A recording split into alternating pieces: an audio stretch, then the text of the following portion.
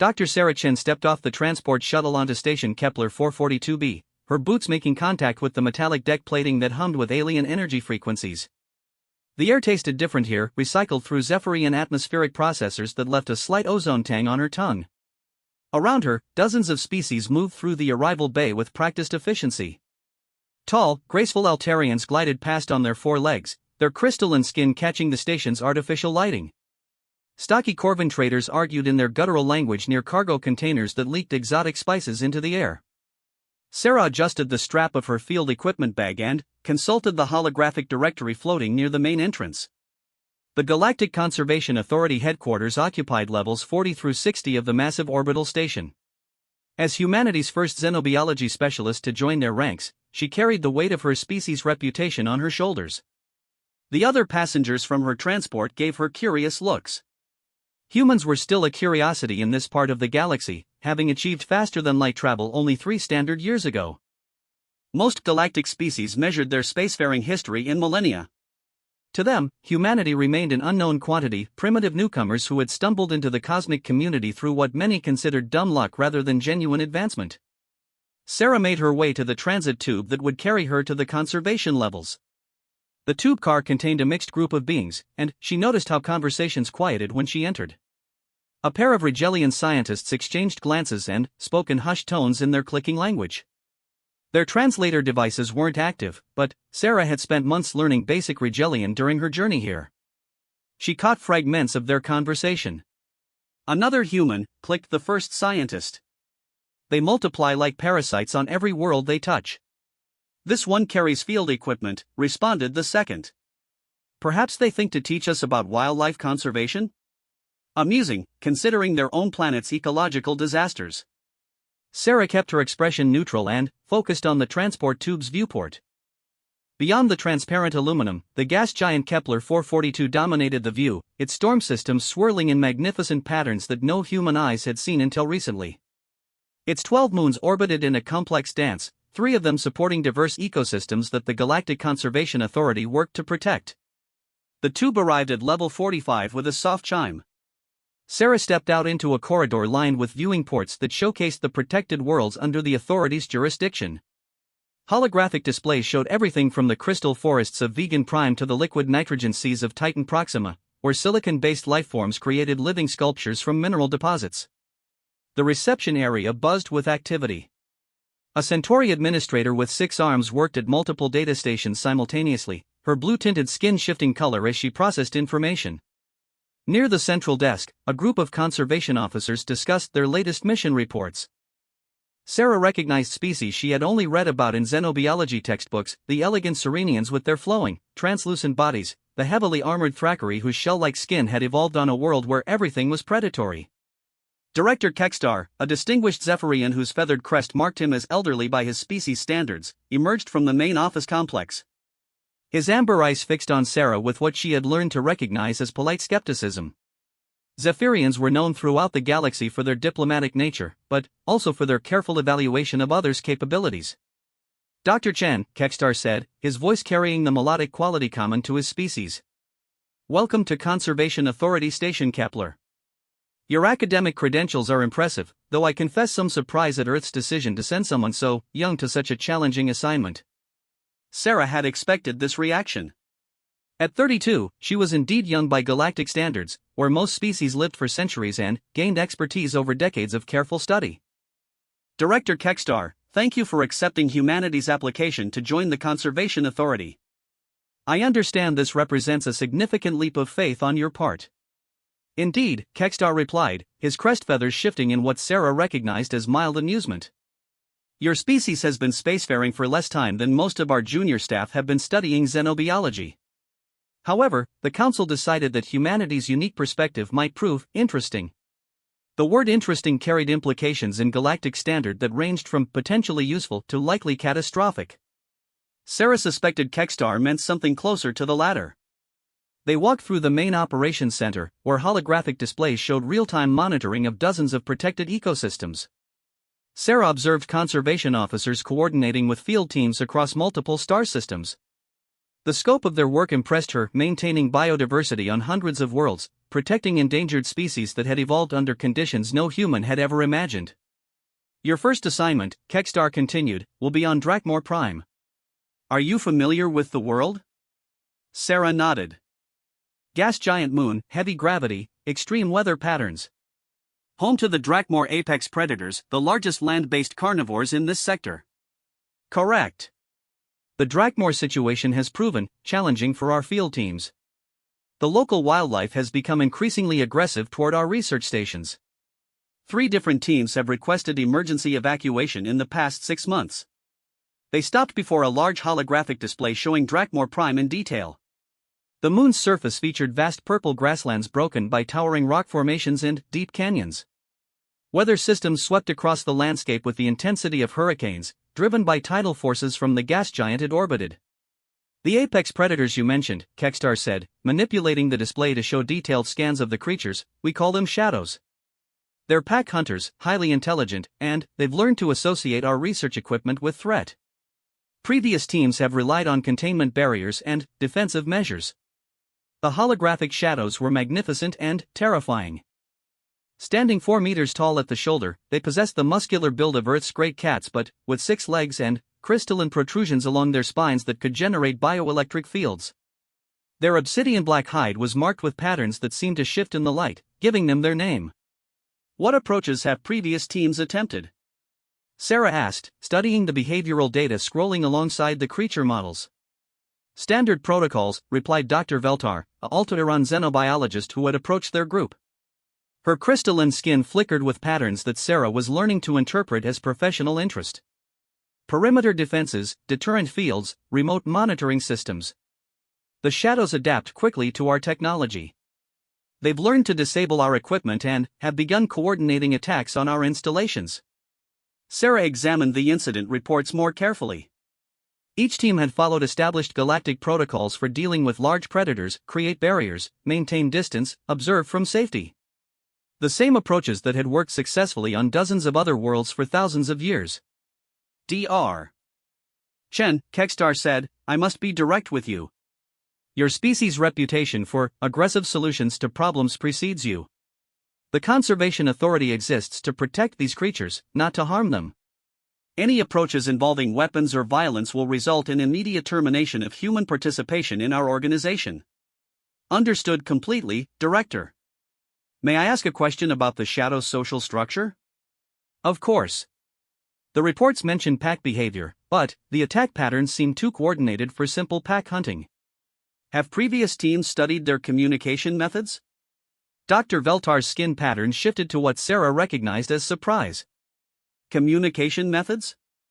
They're apex predators, Dr. Chen. Their communication serves hunting coordination. Perhaps, Sarah replied. But coordination at this level suggests sophisticated information exchange. On Earth, our apex predators developed complex social hierarchies and communication systems. If the shadows see our equipment as territorial intrusion, they might be responding as they would to any perceived threat to their social structure. The silence that followed felt heavy with skepticism. Around the operations center, other conservation officers had paused their work to listen. Sarah realized she had just suggested that apex predators might be treated as something other than dangerous animals to be contained or avoided. Dr. Chen, Kekstar said carefully, I appreciate your enthusiasm, but the shadows have injured several team members and destroyed expensive research equipment. They are not social creatures seeking communication. They are predators defending territory. What if they're not? Sarah asked. What if they're trying to communicate, and our defensive responses are being interpreted as aggressive displays? Dr. Veltar's crystalline skin now showed patterns Sarah couldn't interpret, but, from the way other staff members stepped closer, she suspected she had said something either very insightful or very foolish. You're suggesting, said another voice, that apex predators are attempting diplomatic contact? Sarah turned to see Commander Thax, a heavily built Corvan whose species had evolved as persistence hunters on high-gravity worlds. His presence commanded immediate attention from everyone in the operations center. I'm suggesting, Sarah replied, that we might be misunderstanding their responses. If they're as intelligent as the reports indicate, maybe they're trying to establish boundaries rather than simply attacking. Commander Thax's laugh rumbled through his chest like distant thunder. Young human thinks she can talk to shadows. This should prove entertaining. Word of Sarah's theory spread quickly through the station. By the time she reached her assigned quarters, she had overheard at least 3 conversations in different languages that she suspected were about the naive human who thought apex predators wanted to chat. Her quarters were standard for the station, compact but efficiently designed, with a viewport that looked out toward Drakmor Prime's distant surface. Sarah unpacked her equipment while reviewing everything she could access about shadow behavior patterns. The more she studied the reports, the more convinced she became that something crucial was being overlooked. The Shadow's attacks weren't random or purely territorial. They targeted specific types of equipment while leaving others untouched. They disabled rather than destroyed when possible. Most tellingly, they had never actually killed any of the research team members, despite having ample opportunity during the attacks. Her computer chimed with an incoming message from Director Kekstar. Dr. Chen, please report to Briefing Room 7 at 0800 tomorrow. You'll be joining the next mission to Drakmor Prime as an observer. Commander Thax will lead the team. Sarah stared at the message for a long moment. An observer mission meant she wouldn't be allowed to implement any of her theories. She would watch another team follow the same failed protocols, and, when the Shadows responded predictably, her ideas would be dismissed as human naivety. She spent the evening reviewing xenobiology databases, looking for any species that had successfully established communication with apex predators. The results were discouraging. Across thousands of documented first contact scenarios, predator species were consistently managed through containment and avoidance. The galactic community had perfected these approaches over millennia. But, as Sarah reviewed the data, she noticed something interesting. Almost every successful predator management case involved species that were either significantly less intelligent than the Shadows or lived in environments where territorial behavior was clearly defined by physical boundaries. The Shadows occupied vast territories with complex social structures that changed seasonally. Her calm system chimed again, a personal message from her mentor, Dr. Rodriguez, back on Earth. Sarah, I know you're facing skepticism. Remember why they chose you for this assignment. Human pattern recognition evolved through different pressures than most galactic species faced. Trust your instincts, but be smart about how you present your ideas. Show them rather than telling them. Sarah smiled for the first time since arriving at the station. Dr. Rodriguez was right. Every species in the galactic community had evolved their intelligence through different environmental pressures. Humans had developed as persistence hunters and social coordinators on a world where the most dangerous threats often came from other intelligent species. Maybe that perspective was exactly what the Drakmor situation needed.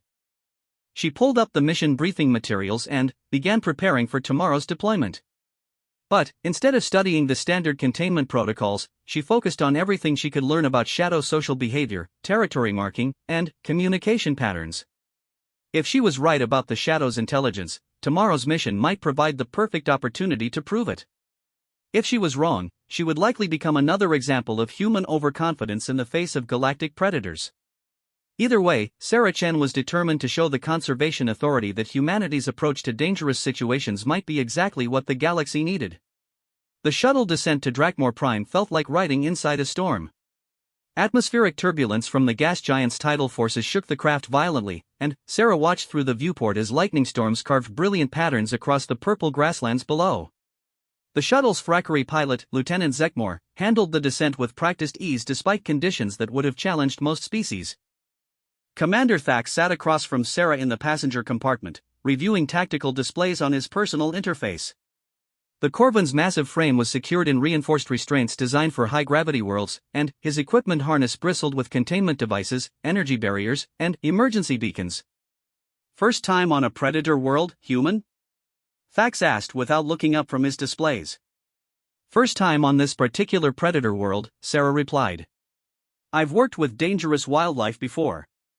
Earth wildlife, scoffed Dr. Yentel, a Serenian biologist whose translucent body showed the nervous color patterns Sarah had learned to recognize. Your largest predator's mass perhaps 300 kilograms. A single shadow weighs over 2 tons and hunts in coordinated packs. Sarah nodded politely. She had learned that direct contradiction of experienced galactic personnel was rarely productive.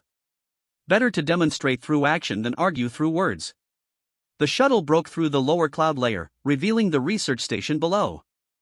Base Kepler 7 sat in a cleared area surrounded by energy barriers that created a perfect circle of safety in the middle of shadow territory. The base's modular design allowed for rapid assembly and, if necessary, equally rapid evacuation. As they descended, Sarah observed the landscape beyond the energy barriers. The purple grassland stretched to the horizon, broken by towering rock formations that reminded her of Earth's mesas but, with crystalline structures that caught and reflected light in complex patterns. Movement in the grass suggested the presence of large creatures, though from this altitude she couldn't make out details. The shuttle touched down within the base's protective perimeter with a solid thump that spoke to Lieutenant Zekmore's skill. As the engines spun down, Sarah heard an unexpected sound through the hull, a low, resonant humming that seemed to come from multiple sources around the base.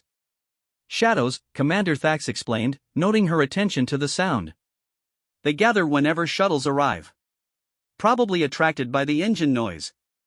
Or announcing our arrival, Sarah murmured, but quietly enough that only she heard. The base commander, a veteran Zephyrian named Kolvan, met them at the airlock. His crest feathers showed the wear patterns of someone who had spent considerable time in stressful field conditions, and his greeting was brisk and professional. Commander Thax, welcome back. Dr. Yentel, good to see you again. And, you must be the human specialist we've heard about. Kolvan's amber eyes studied Sarah with obvious curiosity. I confess interest in seeing how your species approaches our shadow problem. The humming sound grew louder as they moved through the base's corridors. Sarah noted how it seemed to come in patterns, long tones followed by shorter ones, with variations in pitch that suggested structure rather than random vocalizations. How long have they been making these sounds? Sarah asked. Since we established the base 6 months ago, Kolvan replied. The vocalizations intensify whenever we activate certain equipment or when shuttles arrive and depart. Our behavioral specialists believe it's territorial warning calls. They reached the main observation deck, and Sarah got her first clear look at the shadows in their natural environment. Through the reinforced transparent aluminum, she could see at least 12 of the massive creatures arranged in a rough semicircle around the base's perimeter. They stood just beyond the energy barriers, close enough that every detail of their obsidian black hide and crystalline spine protrusions was clearly visible. The sight took Sarah's breath away. The holographic displays at the station hadn't captured the fluid grace of their movements or the obvious intelligence in their positioning. Each shadow maintained a specific distance from its neighbors, creating a formation that was clearly deliberate rather than random. Their heads moved in coordinated sweeps, scanning the base with what looked like systematic observation rather than predatory stalking. Magnificent, Sarah whispered. Dangerous, Commander Thax corrected. Watch what happens when we activate perimeter sensors. He touched a control panel, and sensor arrays around the base extended upward. Immediately, the shadow's behavior changed. The humming intensified and took on different tonal qualities. The creatures moved closer to the barriers, their crystalline spine protrusions beginning to glow with stored bioelectric energy. Aggressive display, Dr. Yentel noted. They're preparing to attack the sensors. Sarah watched more carefully. The shadows were indeed responding to the sensor activation, but their movements seemed more like positioning for communication. They arranged themselves in specific patterns, with larger individuals moving to particular locations while smaller ones filled in gaps. What if we deactivate the sensors? Sarah asked. Pointless, Thax replied. We need those sensors for perimeter monitoring. Just temporarily. To see how they respond. Commander Thax looked skeptical but touched the controls. The sensor arrays retracted, and the change in shadow behavior was immediate. The humming shifted to lower, more rhythmic tones. The creatures stepped back from the barriers and settled into what Sarah could only describe as waiting positions. They're not displaying aggression, Sarah said. They're trying to communicate. Dr. Chen, Kolvan said carefully, I appreciate your enthusiasm, but apex predators don't communicate with other species. They establish dominance through displays of strength. What if these apex predators do? Sarah asked. Look at their formation. That's not random positioning for an attack. They've organized themselves into a specific pattern. She moved to the observation deck's main display and called up the base's external sensor data. The shadow positions showed clearly on the tactical overview, and Sarah began tracing lines between their locations. They're arranged in a mathematical pattern, she said, excitement growing in her voice. The distances between individuals follow a progression based on the golden ratio. That's not instinctive territorial behavior, that's deliberate geometric communication.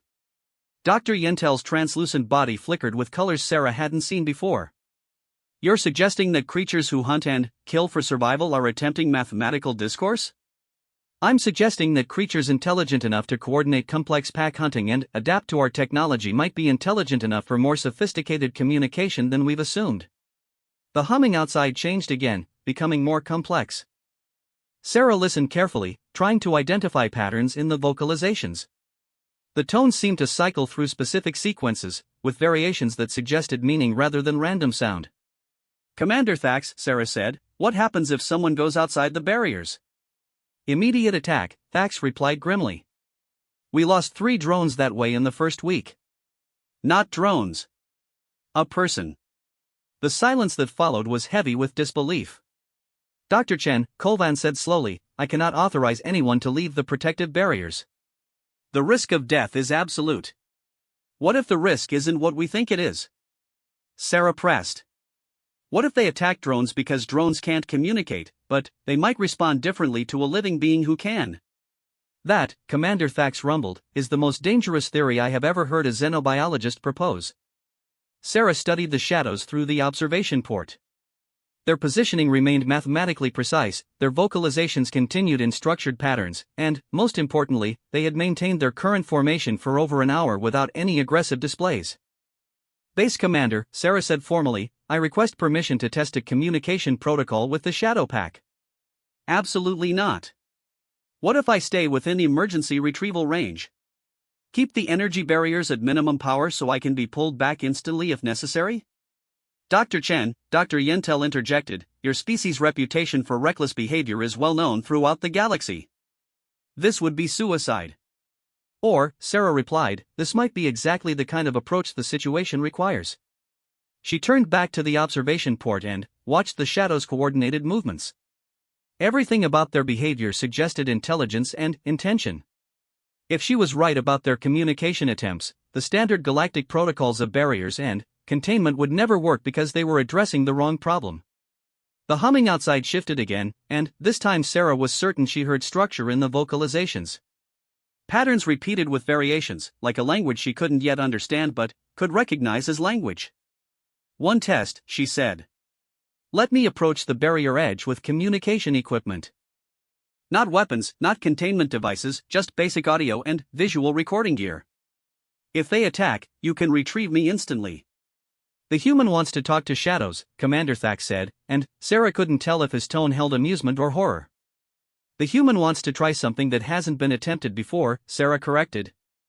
Every previous team has approached these creatures as animals to be contained. What if they're not animals? What if they're people? The word hung in the air like a challenge. In galactic law, people referred to species capable of abstract thought, symbolic communication, and cultural transmission. Apex predators were specifically classified as non-people to justify containment and control measures. Dr. Chen, Kolvan said, if you're wrong about this. If I'm wrong, you'll have confirmed that standard protocols are correct, and we'll proceed with containment measures. If I'm right, we might be looking at first contact with a new sapient species. Through the observation port, the largest shadow, clearly the pack leader based on size and positioning, turned its massive head directly toward the observation deck. For a moment, Sarah felt certain the creature was looking directly at her through the transparent aluminum. Its eyes held an intelligence that reminded her uncomfortably of looking into the gaze of a human colleague. The humming grew louder, more complex, and Sarah realized that the pack had been trying to communicate with the research base for 6 months. Every equipment activation, every shuttle arrival, every defensive measure had been met with increasingly sophisticated attempts at contact. They weren't attacking the research stations. They were trying to talk to them. Base Commander, Sarah said, I formally request permission to attempt first contact protocols with the Shadow Pack under emergency retrieval conditions. The request would require authorization from Station Kepler and, ultimately from the Conservation Authority Council. But, as Sarah watched the mathematical precision of the shadow formation and listened to the structured complexity of their vocalizations, she knew she was right about their intelligence. The question was whether the galactic community was ready to accept that apex predators might be people too. Outside the barriers, the pack leader let out a long, complex series of tones that sounded almost like a song. The other shadows responded with harmonies that transformed the humming into something that could only be described as music. Sarah smiled. Tomorrow, she was going to try something that no one in the galaxy had ever attempted before. She was going to walk up to a pack of apex predators and try to say hello. The thought terrified and exhilarated her in equal measure. The authorization came through faster than Sarah had expected, though she suspected that had more to do with curiosity about human behavior than confidence in her theories. Director Kekstar's message was characteristically diplomatic. The Council agrees to allow Dr. Chen's experimental approach under strict safety protocols. The scientific value of observing human-predator interaction may prove instructive, regardless of outcome. Sarah read between the lines. They expected her to fail spectacularly, but the failure would provide useful data about human limitations in xenobiological situations. Commander Thax had spent the morning reviewing emergency extraction procedures with obvious resignation. The retrieval system can pull you back through the barrier in under 2 seconds, he explained for the third time. The moment you show signs of distress, we activate emergency protocols. Understood, Sarah replied, adjusting the communication equipment harness she would carry. The gear was deliberately non-threatening audio recorders, visual sensors, and a translation matrix programmed with basic mathematical concepts and simple pattern recognition. Dr. Yentel's translucent body showed colors that Sarah had learned meant deep concern. Dr. Chen, in the unlikely event that you survive this encounter, what exactly do you hope to achieve? Basic communication establishment, Sarah replied. If they respond to mathematical concepts or pattern recognition, we'll know they're capable of abstract thought. If they respond to vocal patterns, we'll have the foundation for language development. And if they simply attack you immediately? Then, I'll have learned something important too. Base Commander Colvan monitored the external sensors from the control center. The Shadow Pack had maintained their formation throughout the night, but their behavior had changed subtly since dawn. The humming had become more frequent and more complex, and several pack members had moved closer to the barriers. They know something's different, Colvan reported. Heart rate sensors show elevated stress levels, but not the patterns we associate with pre-attack behavior. Sarah studied the pack through the observation port. 12 massive creatures arranged in their geometric formation, with the pack leader positioned at the focal point of their arrangement. Their crystalline spine protrusions showed faint glowing patterns that seemed to pulse in rhythm with their vocalizations. Those spine crystals, Sarah said. Have previous teams studied their function? Bioelectric energy storage, Dr. Yentel replied. They use the stored energy to enhance muscle contractions during hunting. The glow indicates charge level. Or, Sarah suggested, they use bioelectric fields for communication. Like some Earth species use bioluminescence for signaling. The pulsing patterns in the crystals did seem too complex for simple energy storage. Sarah watched as the pack leader's spine crystals brightened, and the pattern was immediately echoed by other pack members in a wave that traveled around their formation. They're signaling each other, she murmured. Look at the pattern transmission speed, that's deliberate communication, not autonomic response. Commander Thax checked his equipment one final time. Dr. Chen, I must state for the record that this violates every established protocol for dealing with apex predators. If you proceed with this plan, you're accepting full responsibility for the consequences. Noted and accepted, Sarah replied. She moved toward the barrier control station, where a small section could be temporarily deactivated to allow passage. The energy field hummed with power that made her teeth ache, but beyond it lay the answer to questions that had been building since her arrival. Final systems check, Colvan announced. Emergency retrieval standing by. Medical team on standby. Shuttle prepared for immediate evacuation if necessary. Sarah activated her communication equipment and took a deep breath.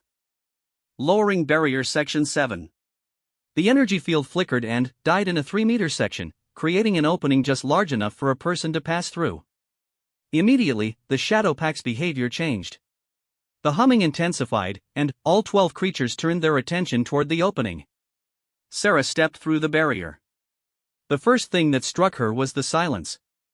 Beyond the energy field's constant hum, Drakmor Prime was remarkably quiet. The wind through the purple grass made soft whispering sounds, and, in the distance she could hear the calls of smaller creatures going about their daily lives. The second thing that struck her was the intense attention of 12 apex predators. The pack leader, standing nearly 50 meters away, tilted its massive head and studied her with obvious intelligence. Its crystalline spine protrusions brightened significantly, and the glow pattern spread to the other pack members in a complex sequence that reminded Sarah of a conversation. Sarah activated her recording equipment and took 3 careful steps forward, moving slowly and deliberately to avoid any actions that might be interpreted as threatening. The pack leader's response was immediate, a series of low, harmonic vocalizations that were clearly directed at her. First contact established, Sarah reported through her comm system. Subject appears to be attempting vocal communication. She stopped walking and tried something that felt completely insane. She hummed back. The effect on the pack was electric. Every spine crystal blazed with light, and the vocalizations became incredibly complex. The mathematical arrangement of the pack shifted, with individuals moving to new positions that created different geometric patterns. They're responding to vocal interaction, Sarah reported, excitement building in her voice. Formation patterns are changing in response to communication attempts. Through her earpiece, she heard Commander Thax's voice. Dr. Chen, the pack leader is approaching your position. Sarah looked up to see the massive creature moving toward her with fluid grace. Each step covered several meters, but the approach was controlled and deliberate rather than aggressive. When the pack leader stopped, it was close enough that Sarah could see the individual crystalline structures in its spine and the complex patterns of its obsidian hide. This close, the creature was even more magnificent and terrifying.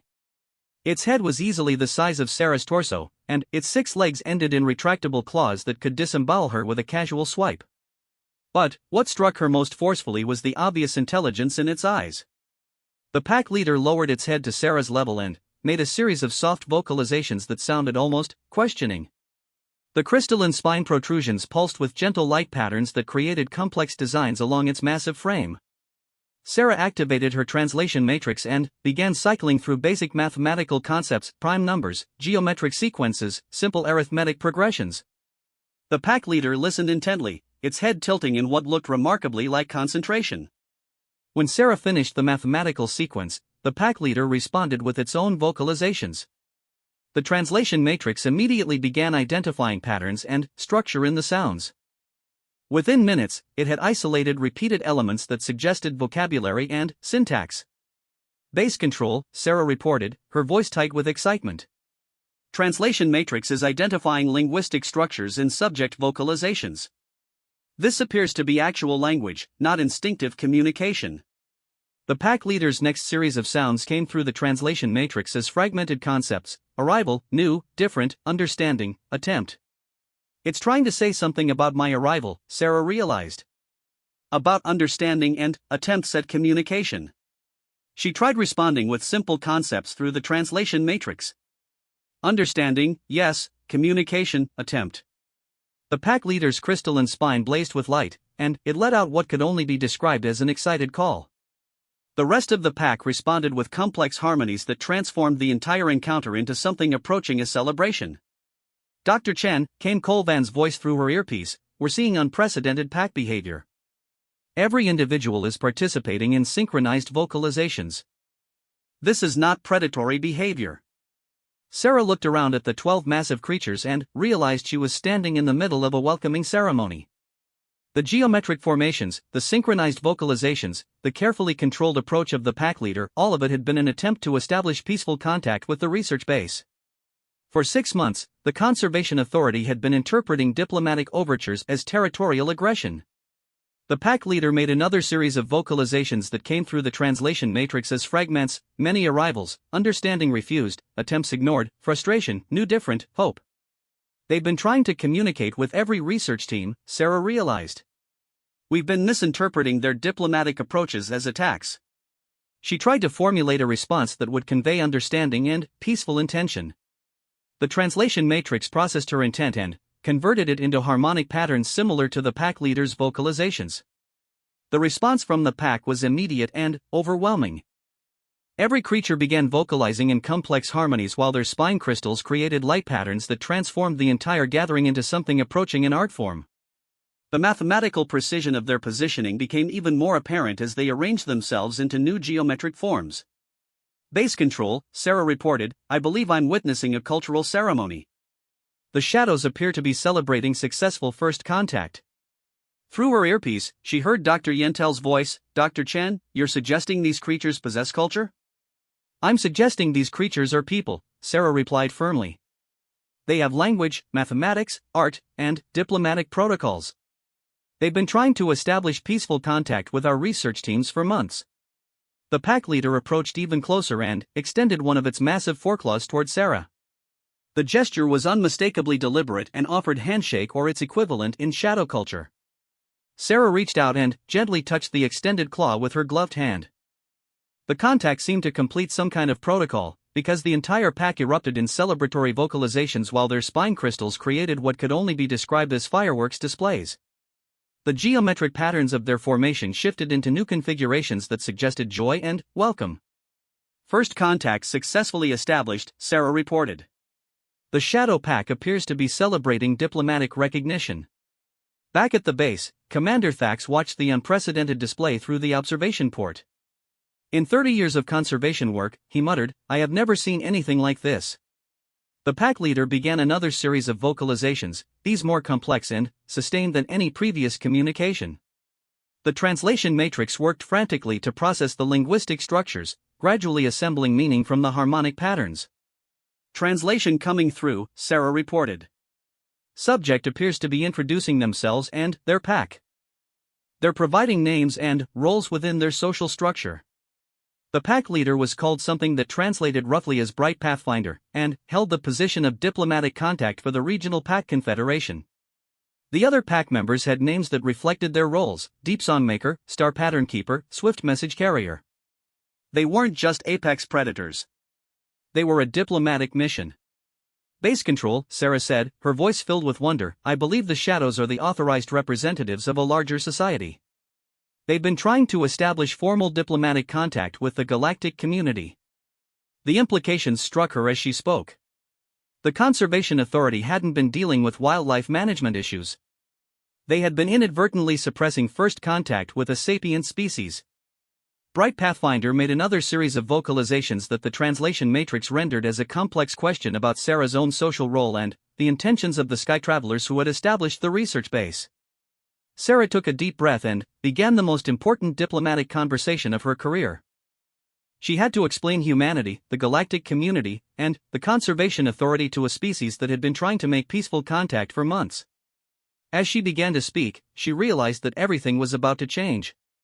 For the shadows, for the Conservation Authority, and for humanity's role in the galactic community. The conversation that followed would reshape everyone's understanding of what it meant to be people in a universe full of wonders. The emergency session of the Conservation Authority Council convened within 6 hours of Sarah's first contact report. Director Kekstar presided over a gathering that included representatives from 12 major galactic civilizations, all connected through real-time holographic projection from across the sector. Sarah stood in the center of the council chamber aboard station Kepler 442b, still wearing her field equipment and displaying data recordings from her encounter with the Shadow Pack. Around her, the holographic forms of council members flickered with the various emotional displays of their species, Altuiran crystalline skin showing skeptical patterns, Zephyrian crest feathers indicating deep concern, Corvan postures reflecting military alertness. Dr. Chen, Director Kekstar began, his melodic voice carrying the weight of formal proceedings, your claims require extraordinary evidence. You assert that apex predators previously classified as dangerous fauna are actually a sapient species attempting diplomatic contact. The evidence is comprehensive, Sarah replied, activating her presentation systems. Linguistic analysis shows vocabulary of over 2,000 distinct terms with complex grammatical structures. Mathematical communication demonstrates abstract reasoning capabilities. Cultural ceremonies indicate sophisticated social organization. The holographic display showed recordings of her conversation with Bright Pathfinder, with translation matrices providing real-time linguistic analysis. The complexity of shadow language was undeniable: recursive grammatical structures, symbolic concepts, and cultural references that could only come from advanced intelligence. Counselor Velthera, the Altuiran representative, spoke with patterns of disbelief flickering across her crystalline skin. Dr. Chen, your species has been spacefaring for less than 4 years. What expertise do you possess that senior xenobiologists have missed for centuries? The expertise of being apex predators ourselves, Sarah replied. Humans evolved as persistence hunters and social coordinators on a world where intelligence was necessary for survival. We recognize intelligence in others because we understand the environmental pressures that create it. Counselor Thrackmore, representing the Corvin Collective, shifted in his chair with obvious skepticism. Your species' reputation for violence precedes you. Perhaps you see aggression as communication because that is your nature. Or perhaps, Sarah countered, we recognize communication attempts from other predator species because we understand what desperation looks like when someone keeps ignoring your attempts to talk. The silence that followed was heavy with implications. Sarah had just suggested that the galactic community's approach to apex predators was fundamentally flawed. Director Kekstar manipulated the display to show tactical analyses of previous shadow encounters. Dr. Chen, these creatures destroyed research equipment and forced evacuation of 3 separate missions. How do you explain this behavior if they were attempting peaceful contact? Sarah highlighted specific incident reports and overlaid them with her new understanding of shadow communication. They targeted non-essential equipment while leaving life support systems untouched. They used minimal force necessary to disable threats while avoiding harm to personnel. They maintained formation patterns around research sites that were defensive rather than aggressive. She paused the display on a recording from 2 months ago showing shadows carefully dismantling a perimeter sensor array while research team members watched from behind barriers. Look at their movements. They're not destroying equipment, they're trying to disable surveillance systems that they interpret as hostile monitoring. You're suggesting, Counselor Velthera said slowly, that they viewed our research operations as invasive? I'm suggesting they viewed unannounced surveillance as a hostile act by unknown alien visitors, Sarah replied. Their response was to disable the surveillance while making increasingly desperate attempts to establish communication. Commander Thax, participating via hologram from Base Kepler 7, provided supporting testimony. The human's interpretation aligns with observed behavior patterns. Shadow actions were consistently restrained compared to their obvious capabilities. Sarah activated recordings from her extended conversation with Bright Pathfinder, which had continued for several hours after first contact. The translation matrix had evolved throughout the conversation, developing more sophisticated understanding of shadow linguistic structures. Bright Pathfinder explains that shadows maintain diplomatic protocols with 17 other species on Drakmor Prime, Sarah reported. They have complex trade relationships, territorial agreements, and cultural exchanges with other intelligent species that we classified as fauna. The implications struck the Council like a shockwave. If the Shadows were part of a larger diplomatic community on Drakmor Prime, the Conservation Authority had been treating an entire civilization as wildlife. Impossible, Counselor Thrackmore rumbled. Our surveys identified no technological civilizations on Drakmor Prime. Our surveys looked for technology similar to our own, Sarah replied. The Shadows and their allies use biotechnology, mathematical architecture, and energy manipulation through biological systems. We didn't recognize it because it's not based on metals and electronics. She displayed recordings of shadow territory markers, crystalline structures that generated complex electromagnetic patterns for long-distance communication. What previous surveys had classified as natural mineral formations were actually sophisticated communication networks. The rock formations around shadow territory, Sarah explained, are cultivation centers for specialized crystals that store and transmit information. Their cities are grown rather than built, integrated with natural systems in ways that don't show up on technological scans. Counselor Yarwin, representing the Serenian Alliance, spoke with obvious distress. Dr. Chen, if your analysis is correct, the Conservation Authority has been inadvertently suppressing contact with multiple sapient species for decades. Not just suppressing, Sarah said quietly. We've been classifying entire civilizations as animals and managing them as wildlife. The weight of that realization settled over the council chamber.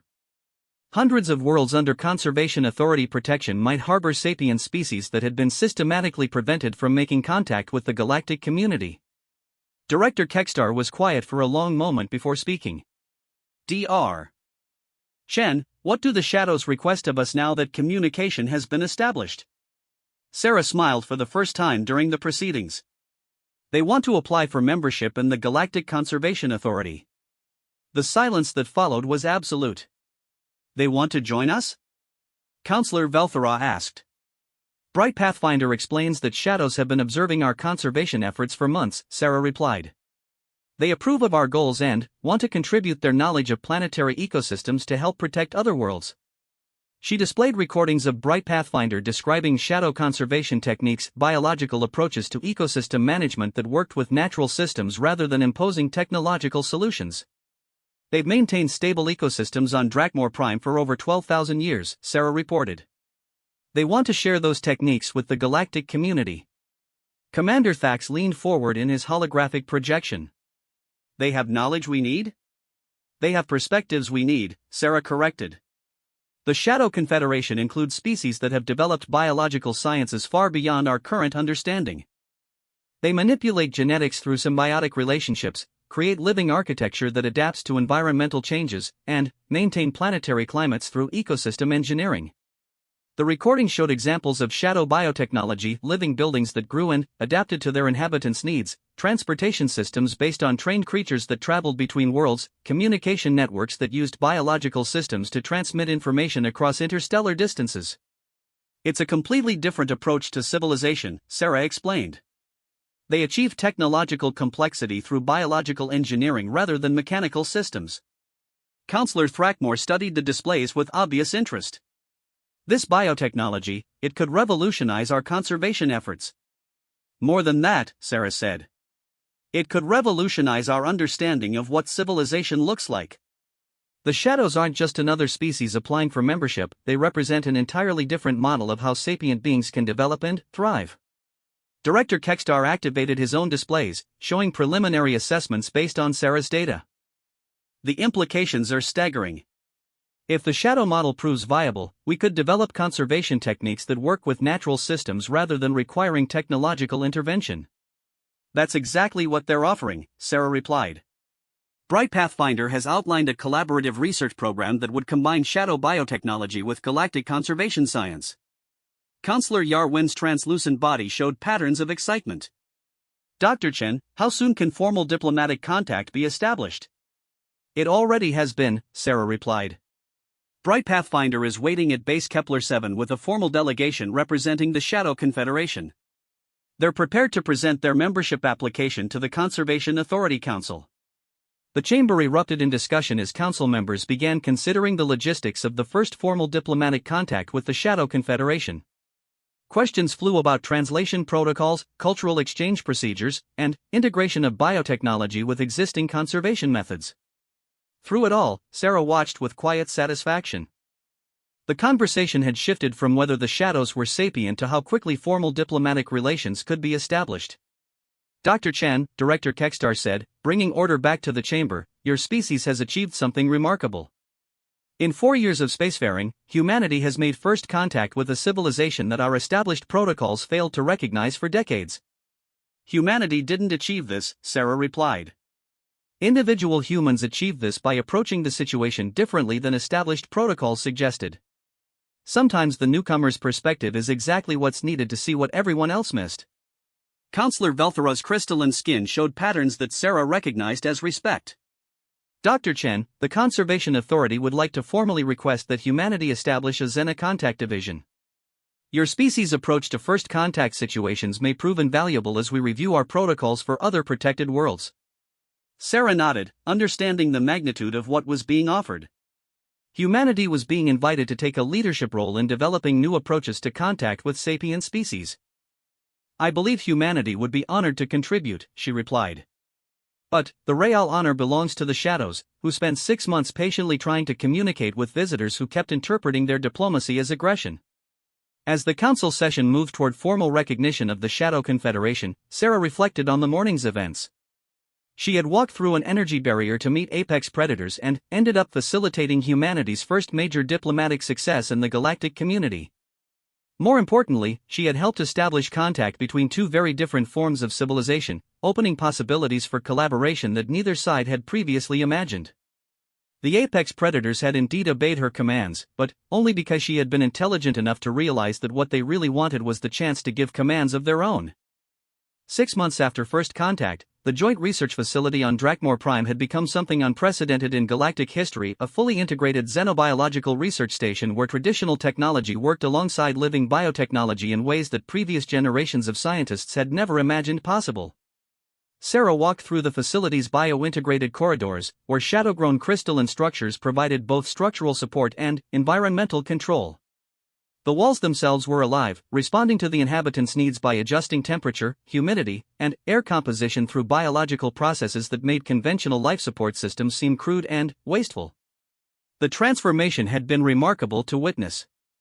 Where energy barriers once separated species in mutual misunderstanding, now shadow researchers worked directly alongside galactic scientists, sharing knowledge and developing approaches to conservation that neither group could have achieved alone. Dr. Chen called Dr. Veltar, her Altair crystalline skin showing patterns of excitement. The morning reports from the Kepler Prime survey team just arrived. You need to see this. Sarah joined her colleague at the main communication console, where data from 17 different worlds was being processed simultaneously. The survey teams were part of the Conservation Authority's new First Contact protocols, developed specifically to identify sapient species that might have been previously overlooked. The results were staggering. 47 potential sapient species identified in the last 6 months, Dr. Veltar reported. The Kepler Prime team believes they've made contact with crystalline entities that communicate through harmonic resonance patterns in planetary bedrock. Sarah reviewed the data with wonder and concern. Across the galaxy, survey teams trained in Sarah's recognition techniques were discovering intelligent life in forms that previous protocols had completely missed. Gas cloud entities that thought in geological timescales, plant networks that achieved consciousness through root system integration, silicon-based lifeforms that communicated through tectonic activity. How many? Sarah asked quietly. Current estimates suggest we may have misidentified as many as 300 sapient species as fauna or geological phenomena, Dr. Veltar replied. The Galactic Council is calling it the Great Recontact. Bright Pathfinder approached from the biotech laboratory, where she had been working with Corvin engineers to develop new approaches to terraforming that worked with planetary ecosystems rather than replacing them. The shadow diplomat now wore a translation device that provided real-time communication, though her English had improved dramatically over the months of collaboration. Sarah friend, Bright Pathfinder said, using the affectionate term that had developed in shadow diplomatic language, the morning brings troubling reports from the Thrakkery border regions. Sarah turned her attention to the new data Bright Pathfinder was displaying. The Thrakkery Collective, one of the most militaristic civilizations in the galaxy, was protesting the Conservation Authority's new First Contact protocols. They're claiming that recognizing these species as sapient threatens established territorial claims, Bright Pathfinder explained. Several worlds that the Thrakkery classified as resource extraction sites now show evidence of native sapient populations. The implications were immediate and serious. The Great Recontact wasn't just a scientific revolution, it was a political crisis that challenged the territorial claims of major galactic powers. How are the other civilizations responding? Sarah asked. Commander Thax materialized on the holographic communication system, his image transmitted from the main Conservation Authority headquarters. Mixed reactions, he reported. Progressive civilizations like the Altarians and Serenians are embracing the new protocols. Conservative powers like the Thrakkery and some Corvin factions view this as human interference in established galactic order. Sarah studied the political analysis scrolling across her displays. Humanity's success with the Shadows had established them as leaders in Xenocontact protocols, but it had also made them targets for criticism from civilizations whose territories were being challenged by newly recognized sapient species. "What's the official position from Earth?" she asked. "Full support for expanded contact protocols," Commander Thax replied. Ambassador Rodriguez transmitted a formal statement yesterday supporting the right of all sapient species to galactic recognition, regardless of how long they've been misclassified. Sarah smiled at the mention of her former mentor, who had been appointed as humanity's first ambassador to the Galactic Council. Dr. Rodriguez had built upon Sarah's initial success to establish humanity as a voice for progressive Xenocontact policies. Bright Pathfinder activated additional displays showing collaborative research results from across the facility. Shadow biotechnology had revolutionized conservation approaches on dozens of worlds, while galactic engineering had helped shadow communities develop new capabilities for interstellar communication and travel. The success creates new challenges, Bright Pathfinder observed. Some species fear that rapid changes threaten traditional approaches to galactic civilization. Change is always challenging, Sarah replied. But the alternative is leaving hundreds of sapient species classified as animals. A new communication alert interrupted their conversation. Director Kekstar appeared on the holographic display, his Zephyrian features showing the strain of recent political pressures. Dr. Chen, I need to brief you on a developing situation, Kekstar said without preamble. The Thrakkeray Collective has formally challenged the Conservation Authority's new protocols before the Galactic Council. They're demanding that human involvement in Xenocontact operations be suspended pending a full review of our methods. Sarah felt her stomach tighten. On what grounds? They claim that human reckless interference with established wildlife classifications threatens galactic stability. They've filed formal protests about 17 worlds where newly recognized sapient species are disputing Thrakkeray territorial claims. The political dimensions of the Great Recontact were becoming clear. Sarah's breakthrough with the shadows had opened the door to recognizing hundreds of previously overlooked sapient species, but it had also challenged the territorial assumptions that underpinned galactic civilization. What's the Council's position? Sarah asked. Divided, Kekstar replied. Progressive factions support expanded recognition protocols. Conservative factions view this as destabilizing interference with established order. The deciding vote will likely come from neutral civilizations who haven't taken strong positions yet. Bright Pathfinder studied the political analysis with obvious concern. The Shadow Confederation offers support for human protocols, she said. Our alliance networks include 47 species across 12 star systems. We will speak for recognition rights at council proceedings. Sarah realized that the situation had evolved far beyond her initial contact with the shadows. The success of that first encounter had catalyzed a galaxy-wide reconsideration of what sapients looked like and who deserved recognition as people. Director, Sarah said, what exactly does the Thrakkeray Challenge propose? Complete suspension of human-developed contact protocols, Kekstar replied. Return to traditional classification methods. Reversal of sapience recognition for species contacted using human methods. Including the shadows? Including the shadows. The silence that followed was heavy with implications. The Thrakkeray weren't just challenging human methods, they were trying to reverse the recognition of hundreds of newly contacted species. That won't happen, Sarah said firmly. The shadows and their allied species aren't going back to being classified as animals. They're people, and they have rights. Dr. Chen, Kekstar said carefully, the political situation is complex. The Council must consider the stability of existing territorial arrangements. The Council must consider the rights of sapient beings, Sarah replied. That's supposed to be the foundation of galactic civilization. Bright Pathfinder activated her own communication systems, connecting with the Shadow Confederation networks across multiple star systems. Within minutes, responses began arriving from dozens of species that had been contacted using human-developed protocols. The Confederation stands united, Bright Pathfinder reported. 47 recognized species formally request representation at council proceedings. We demand recognition of our rights as sapient beings. Commander Thax leaned forward in his holographic projection. Dr. Chen, this is becoming larger than the Conservation Authority can handle alone. The situation requires direct intervention from the Galactic Council. Sarah understood what that meant. The challenge to human contact protocols would be decided by a formal council vote, with the rights of hundreds of newly recognized species hanging in the balance. I need to address the council directly, Sarah said. Impossible, Kekstar replied. The council doesn't allow testimony from individual researchers. What if I'm not testifying as an individual researcher? Sarah asked. What if I'm testifying as the designated representative of newly contacted sapient species? Bright Pathfinder's crystalline spine protrusions began glowing with excitement. The Confederation could formally designate Sarah Friend as our diplomatic representative to the Galactic Council. This would give her standing to address territorial challenges. The implications struck everyone simultaneously. If the newly contacted species united under formal diplomatic representation, they could present their case directly to the Council rather than relying on the Conservation Authority to speak for them. 47 species could formally petition for Council recognition as a unified confederation, Commander Thax mused. That would require the Council to address the territorial challenges through formal diplomatic procedures. Rather than simply voting to reverse recognition, Sarah added.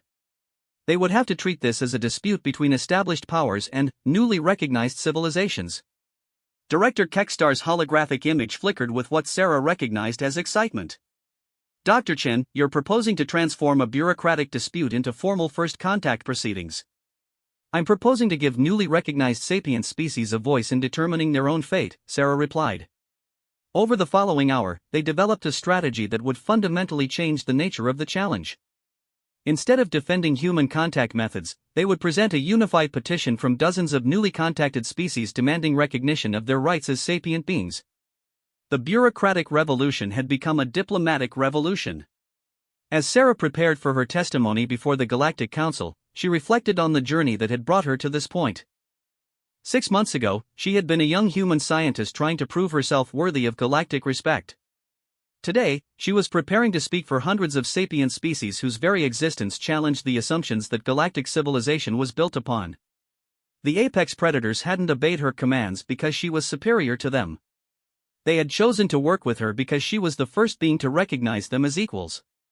Now, standing before the greatest political challenge of her career, Sarah understood that humanity's real contribution to galactic civilization wasn't superior technology or military might.